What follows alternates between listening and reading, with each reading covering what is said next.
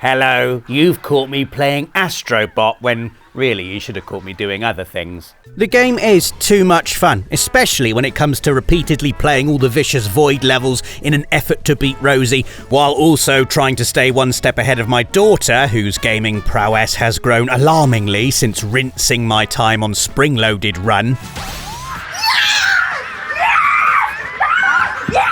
And while Astro Bot has a beautifully pitched difficulty curve that caters for children and anyone else who's potentially playing their first ever video game, there are some levels that will test the abilities of even the most experienced gamer. Stages that I died on 20, 30, maybe even 50 times before finally cracking them. And that's what we're celebrating in this video. The 7 hardest Astro Bot levels you definitely didn't beat on your first try.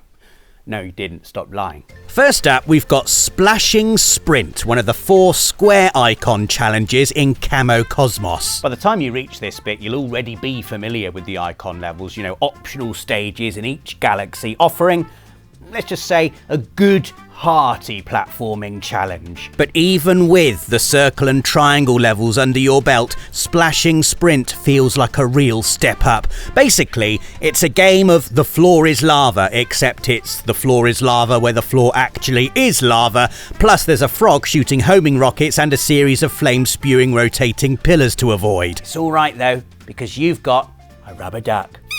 Exactly what you'd want when constantly at risk of death by fire. The duck power-up shoots water, cooling the floor enough for you to twinkle toes your way across, hopping over spinning blades as you do so. The challenge here comes from your eyes having to constantly multitask. You need to watch the lava to make sure you're extinguishing it, while also being aware of the conveyor belt of hazards all around. Spurting flames, that aforementioned frog, spitty pumpkins, fragile glass platforms, sticky tar. There's not really any way you can stop and take a breather in Splashing Sprint. You have to be relentlessly brilliant for about 40 seconds. I actually did this on my 7th or 8th attempt because I'm great, but I have heard tales of people taking upwards of 50 attempts to reach the end.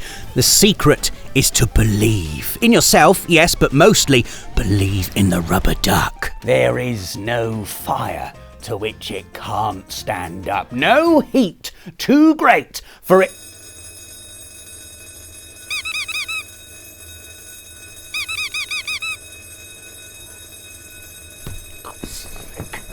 Entry number 2 is one of the toughest challenges the game has to offer, and there is no way you beat it the first time. Crumble Rumble 5. You might think, after already demolishing 4 bowls of Crumble Rumble, that a 5th wouldn't be a problem.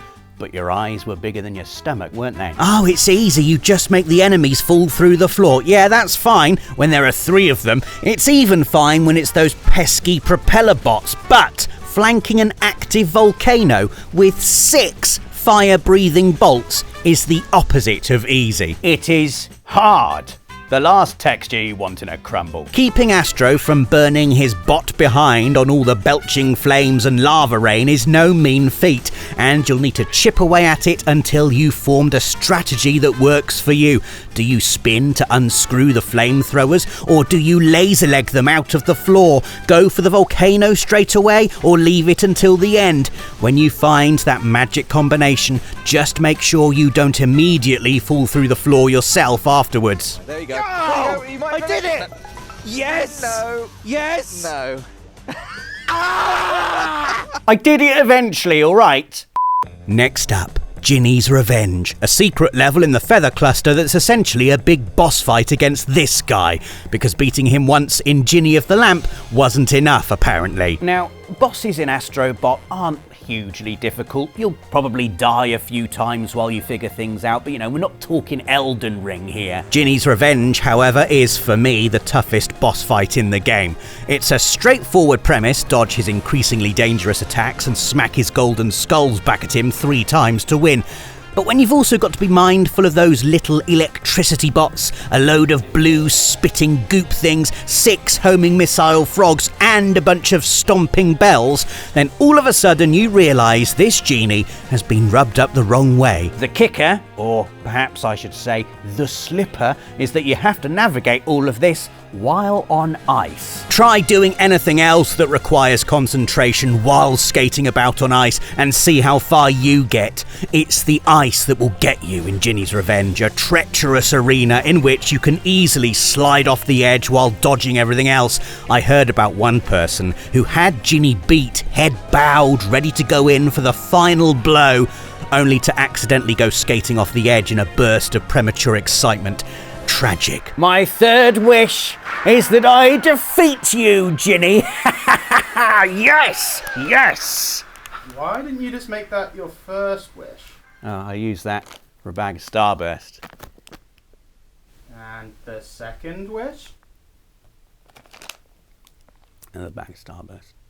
The fourth Astro Bot level you definitely didn't beat on your first attempt is Hard to Bear, one of 5 levels released as part of the Vicious Void update. Now, I appreciate that out of the 5 Vicious Void levels, all of which are pretty tough, Hard to Bear initially seems like the most gentle, but hear me out on this. It's quite a short level, and you're not beating it first time, you're just not, but you'll probably get to the end a lot sooner than you did in Cockadoodle Doom or Armoured Hardcore. For me, what earns this level a place on the list is the way it lulls you into a false sense of security, gnaws away at your confidence and competence, lays sneaky little traps you'll fall into unsuspectingly. This bit, where you have to leap across a gap and get your positioning just so as you bring the platforms up with the bear, is something I'm still not comfortable with. I feel it's a level that gets harder the more you play it, like a word or phrase that starts to lose all meaning the more you say it. Friday feature, Friday feature, Friday feature, Friday feature, Friday feature, Friday feature, Friday feature, Friday feature, Friday feature, Friday feature, Friday feature, Friday feature, Friday feature. Hello, caught me, what day is it? As opposed to the other 4 Vicious Void levels, where I feel I get progressively better, trying to shave seconds off my time in Hard to Bear feels like I'm struggling in quicksand. I start dying in silly places. I lose the rhythm of it. I contort myself into various unnatural positions. It's really hard. I don't play this level anymore.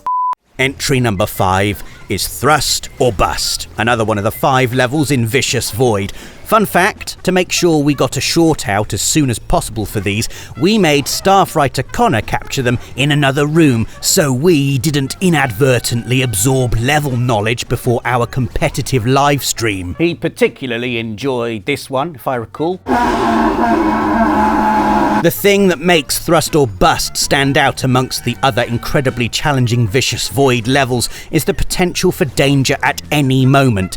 In most other challenges, you are your own worst enemy. The drive to shave those last few milliseconds leads you to mistime your jumps or overboost and fall.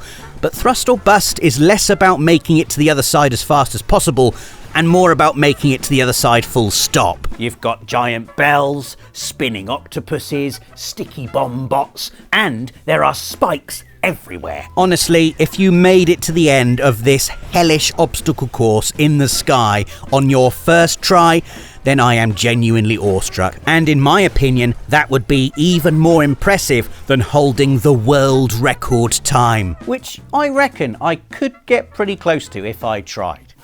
You sent your daughter to bed early because she nearly beat your time. I will not be undermined by my own child.